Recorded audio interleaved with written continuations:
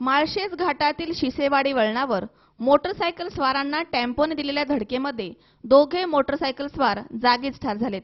माळशेज घाटातून धबधब्यांचा मनमुराद आनंद घेऊन डोंबिवली येथे आपल्या मोटरसायकलवरून परतत असताना संतोष गायकवाड आणि अंकुश म्हस्के यांचा शिसेवाडी वळणावर कल्याणकडून नगरकडे जात असलेल्या टेम्पोची समोरासमोर जोरदार धडक झाली आहे।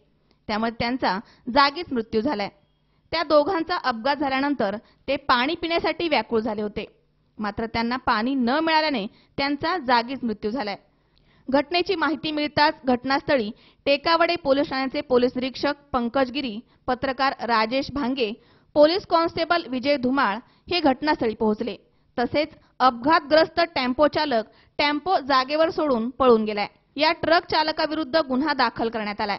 पुढील तपास टेकावडे पोलीस ठाण्याचे पोलीस निरीक्षक पंकज गिरी, पोलीस कॉन्स्टेबल विजय धुमाळ हे करीत आहेत।